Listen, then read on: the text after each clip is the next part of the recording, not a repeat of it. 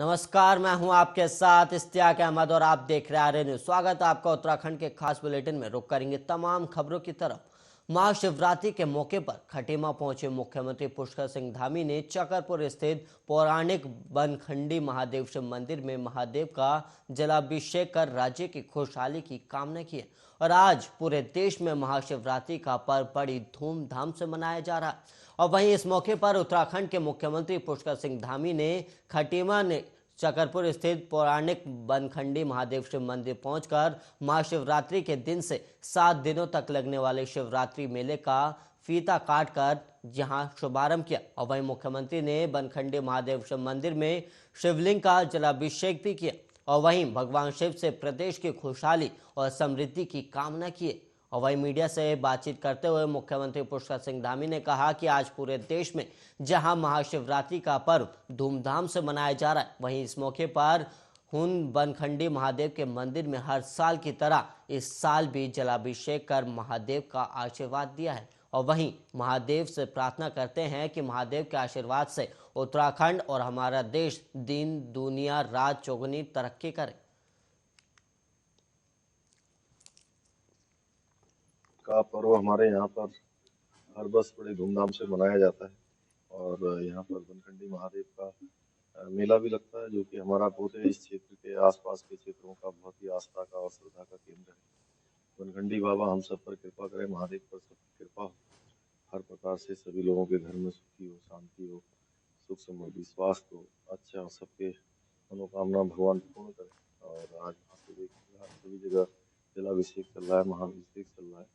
मैं भगवान से प्रार्थना करता हूँ कि भगवान हमारे प्रदेश की भी निरंतर प्रगति करें, सभी का स्वास्थ्य अच्छा रहे, सभी की मनोकामनाओं को पूर्ण करें, सारे कार्य विघ्न बाधा जितनी भी हैं सारी समाप्त हों, सारे काम हमारे संपन्न।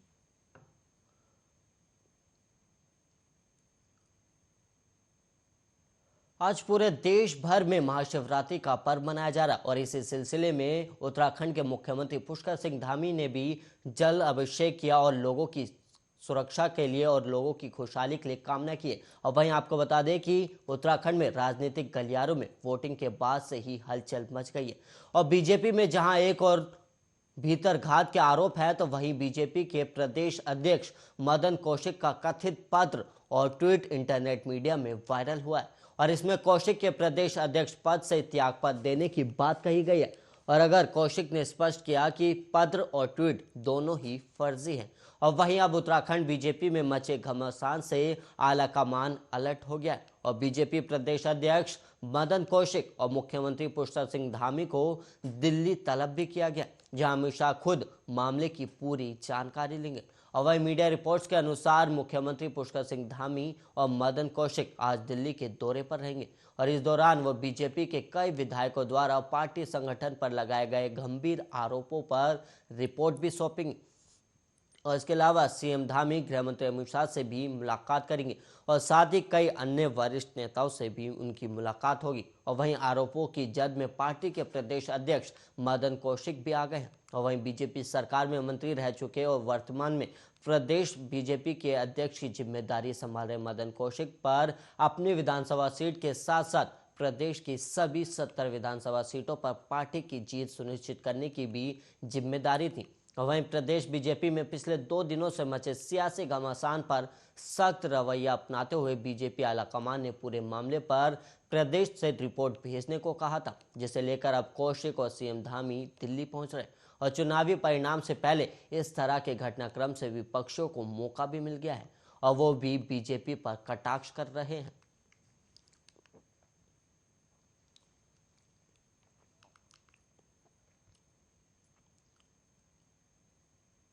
और वहीं बढ़ेंगे अगली खबर की ओर, जहां पर केदारनाथ मंदिर के कपाट 6 मई को सुबह 6:25 पर खुलेंगे और वहीं बद्रीनाथ मंदिर 8 मई को खुलेगा और केदारनाथ धाम को 12 ज्योतिर्लिंगों में विशेष माना गया है और केदारनाथ धाम अति प्राचीन है और ये मान्यता है कि इस ज्योतिर्लिंग का निर्माण पांडवों ने महाभारत का युद्ध समाप्त होने के बाद कराया था। और केदारनाथ धाम के कपाट खोलने की जो डेट है वो महाशिवरात्रि के पर्व पर शीतकालीन गद्दी स्थल ओंकारेश्वर मंदिर ओखीमठ में रावल भीमाशंकर की मौजूदगी में पंचांग गणना की गई है और महाशिवरात्रि के पर्व पर ओंकारेश्वर मंदिर में सुबह 7 बजे से विशेष पूजा अर्चना शुरू हुई थी। और वहीं आपको बता दें कि बद्रीनाथ धाम के कपाट रविवार 8 मई को सुबह 6:15 पर खुलेंगे और बद्रीनाथ धाम के कपाट खुलने की तिथि घोषित होते ही उत्तराखंड चारधाम यात्रा 2022 की तैयारियां शुरू हो गई हैं। और वहीं बद्रीनाथ धाम के कपाट खुलने और बंद होने की एक विशेष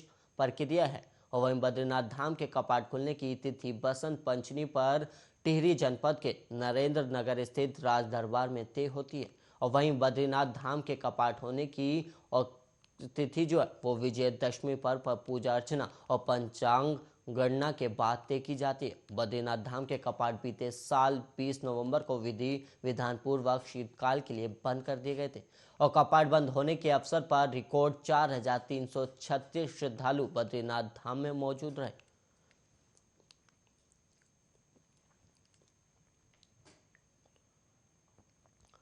और वहीं कांग्रेस नेता हरीश रावत पर निशाना साधते हुए बीजेपी ने कहा कि उन्हें उत्तराखंड के लोगों की सेवा करने से ज्यादा मुख्यमंत्री बनने की चिंता है। और हाल ही में रावत ने कहा था कि वो या तो मुख्यमंत्री बनेंगे या घर बैठे रहेंगे। और उत्तराखंड के बीजेपी के प्रवक्ता रविंदर जुगरान ने बताया कि इससे संकेत मिलता है कि रावत मुख्यमंत्री बनने पर ध्यान केंद्रित कर रहे हैं और राज्य के लोगों से संबंधित मुद्दों के बारे में कम से कम रुचि रखते हैं। और वहीं जुगरान ने आगे कहा कि इससे यह भी पता चलता है कि रावत इस तरह की टिप्पणियों के जरिए कांग्रेस आलाकमान और लोगों को भी धमकी दे रहे हैं कि अगर उन्हें मुख्यमंत्री नहीं बनाया गया तो वो राज्य की सेवा नहीं करेंगे।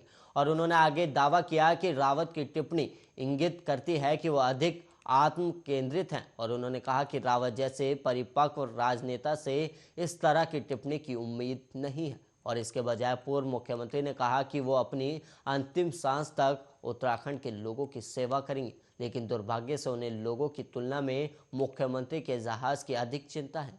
वहीं कांग्रेस के राज्य नेतृत्व में मतभेदों पर कटाक्ष करते हुए जुगरान ने कहा कि कांग्रेस की आंतरिक लड़ाई इस स्तर पर पहुंच गई है कि उनके नेताओं ने परिणाम घोषित होने से पहले ही मुख्यमंत्री पद के लिए लड़ना शुरू कर दिया।